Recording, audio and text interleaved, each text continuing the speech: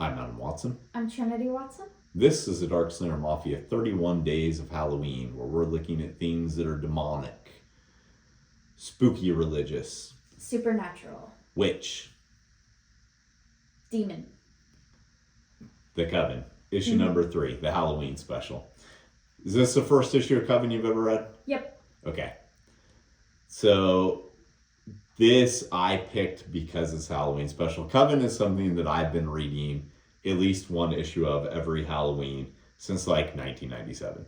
Yeah. This was probably my favorite non-Big Two book back then when it was coming out. Clearly, because you named your son after it, and you named it. Well, no, I named my son Julian, which is his name, and then yes, I had a cat named Black Mass, which is his name. Mm-hmm. But how cool is the name Black Mass? Really cool. That cat was cool. You know that cat was cool. So yeah, we got an awesome Ian Churchill cover where it's just surrounded by pumpkins, and it wraps around. Yeah. To show off the whole team. Even the detail he puts into the candles is just extreme. Mm-hmm.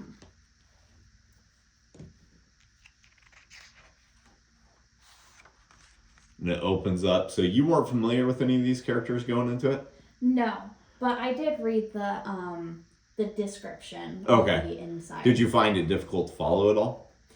Not really. I got to know the characters, and I kind of knew what they were all doing from the get-go, because it does explain a little bit. Okay.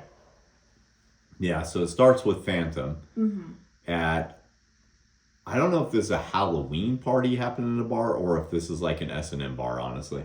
Yeah. With the way people are dressed around here. If you notice, she's a little bit different for a vampire because she's wearing a cross. Yeah, I love the theme of her being super religious and everything. If I remember right, she's like half vampire. Yeah. Yeah.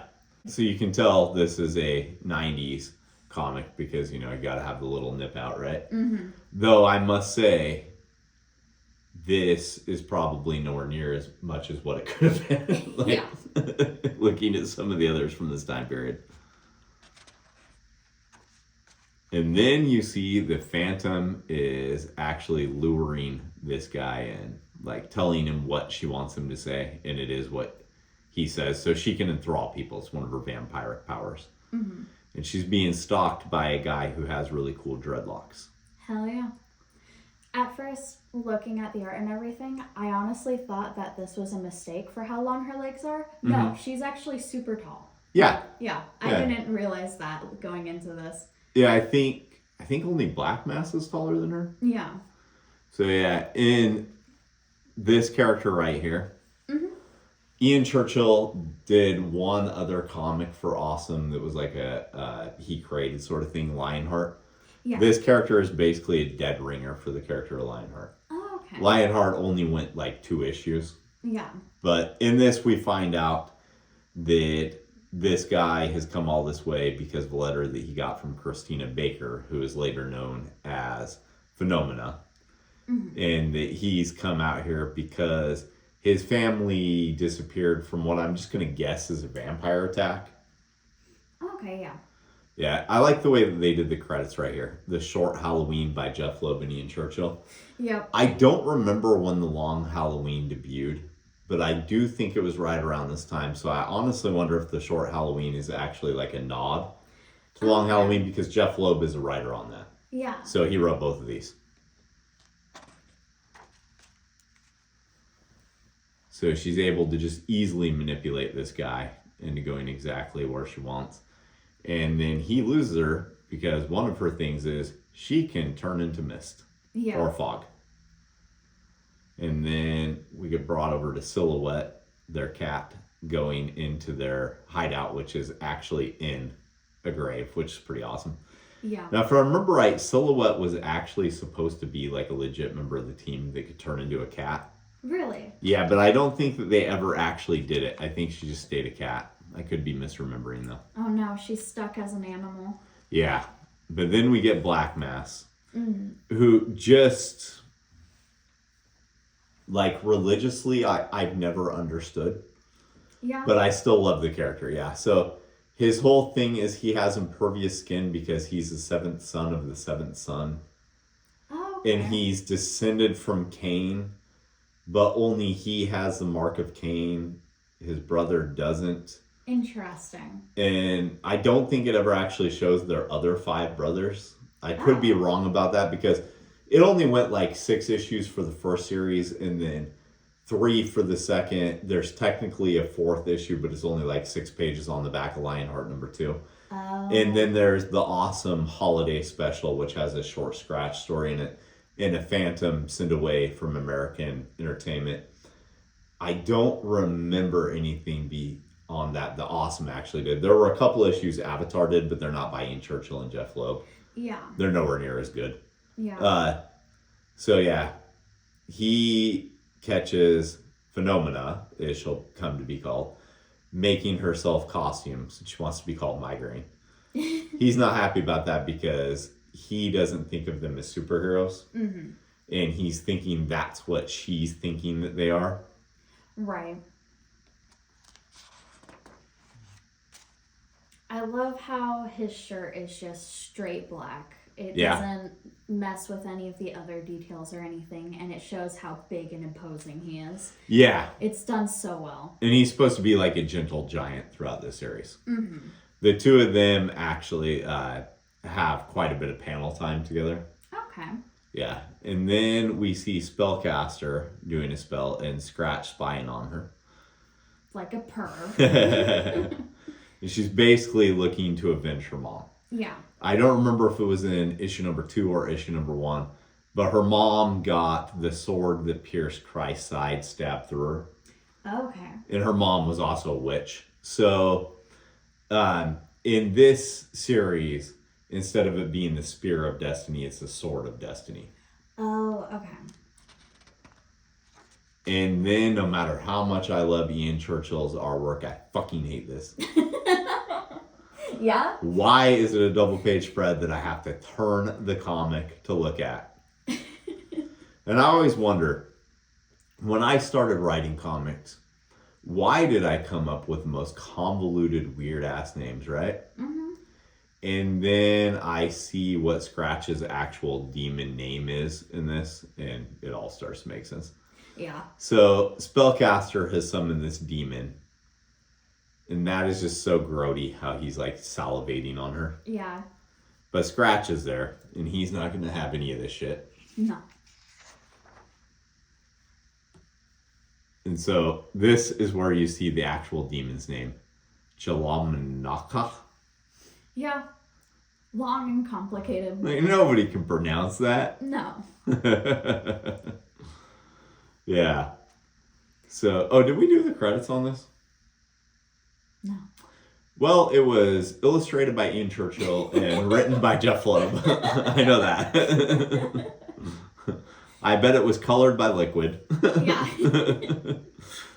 So, yeah. You start to get the whole idea that Scratch is not quite a demon like the rest of these, right? I don't know how much detail it's gone into from issue #1 and 2. Mm-hmm. But his whole thing is he's a priest that's possessed by a demon. And they're kind of in equal balance to make him kind of like a rogue style character. Not like Rogue of the X-Men, more like Gambit of the X-Men. Mm-hmm. So he's fighting it, and then Spellcaster sends it back to hell. Turns out she could have done that the whole time, but maybe she didn't think about it, or maybe she wanted Scratch to be punished a little bit. I'm not sure. Yeah, who knows? And then it turns out that Phantom needs to get dressed after feeding. Mm-hmm. You know that's just an excuse to draw something sexy as hell. Hell yeah. And it worked. This book sold like crazy. Yeah. Where has she been getting the blood from? The most convenient place. I mean, that's what it looks like, right? Yes. It has to be like it's supposed to look like that, right? Oh, you can see her bite marks on his thigh. Oh, it's on his thigh. Okay, Yeah. okay. Well, with the blood dripping over here, it looked like something else. I know. Hey, fan service not only for the men, but for the women. So yeah, she feels bad about what she's done feeding on this guy. Mm-hmm. Meanwhile, Black Mass and Phenomena are trying to work on her powers. Yeah. So, what do you think about the use of the blue borders here? I thought they were really really interesting. Makes them pop out a little bit. Yeah. I actually liked it. This era is getting close to when I think coloring got too overdone in comics.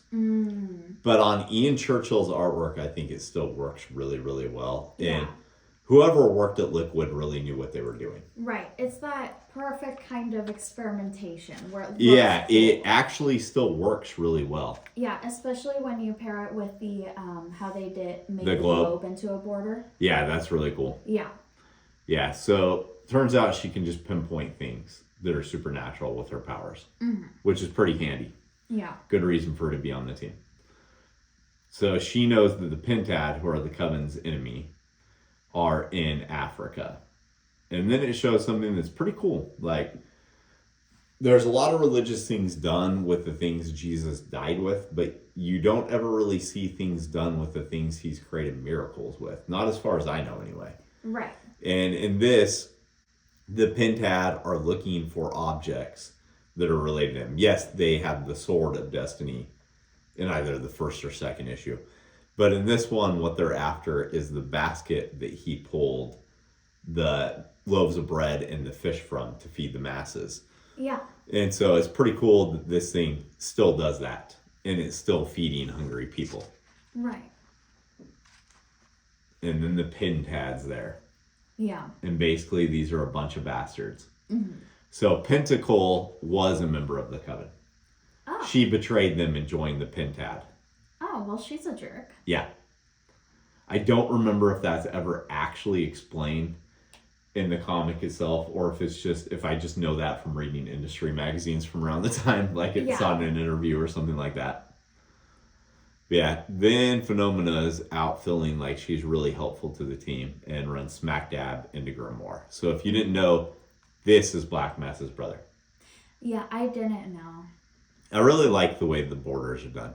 Yeah. So it's just the insets that are colored like that. Like any of them that stand on their own have kind of their own feel to them. But the insets are all, done like that. I think that's effective. Yeah. And then she tells Grimoire she's not going with him, but he takes her anyway. And the guy who went there to save her turned out to be quite useless. Yeah. Yeah, the guy that was chasing the vampire. Yeah, Phantom. Yep. And then we see the letters to Coven, which I'm not going to read. And you want to take a look at the Regex flip? I read it, so why not? Okay. So this was a common thing with Awesome, where they would put things in the back that were like previews or shorts. Like I said, Coven issue number 4 from the second series only exists as a short backup to Lionheart number 2. Right. Unfortunately, there's also a number of them that never really materialized past a certain point. Okay. Awesome had a lot of potential. It was actually releasing quite a few books that were pretty good at that time. It's kind of funny because Awesome only started because Rob Liefeld leaves Image, right? Right. But in my opinion, as far as this sort of superhero stuff, things of that nature, they were creating better things at this time than Image was. Maybe there is some Image books that I just don't know about that were, but I think Awesome was actually the better company at the time. Yeah. Lionheart was 2 issues. There was a Prophet comic that only went a single issue. Supreme, I think, went the longest. Regex, if I recall correctly, only issue number 0 actually came out. Oh. So there's these preview books, and then there is like an issue number 0, which may have included the same stuff as what's shown in the previews. I'm not sure. I don't remember. But it opens up with what's clearly Rob Liefeld drawing. Yeah. This one is also written by Jeff Loeb, inked by John Sybil, and letters by Richard Starking. Starts and he's hunting something. We don't really know what. It turns out he's hunting a kid, a very, very powerful kid. Yeah. Who just tosses him to the side. I love this little gun. Why? He had like this big ass gun in the previous page, right? You don't even see that little gun anywhere, though. It could be in one of the pouches because it's so small. It's got a knife on it. Looks like something Cable would have carried back in the time that Liefeld was drawing him. Right. And then what is he going to shoot the kid with? This little teeny tiny golden gun. Mm. But it must be a pretty powerful one because it blasts the kid up against the wall. And then they're having a face-off. Mm-hmm. They both have a lot of teeth. Yeah, that's a mark of Rob Liefeld. Yes. And then he's interrupted by an angel of some sort. Yeah. Golden angel. Yeah. And the angel gives him a chance to redeem himself, basically. Mm-hmm. It's drawn so cool here. Yeah, I like that. I like a lot of things about the regex. Yeah. Actually. I mean, like, you have to be okay with Liefeld's artwork like this. Right. You know, because this is extremely Liefeld, right? Oh, yeah. But I like a lot about it, and I wish that it would have continued. There was an advertised Coven regex crossover, but sadly it never came out. Oh, that is sad. Yeah. It's sad that not more Coven came out. So, What do you think all in all of your first time reading this series? I think this was awesome. Yeah? Yeah, I love Ian Churchill's art. Is that pun intended or not?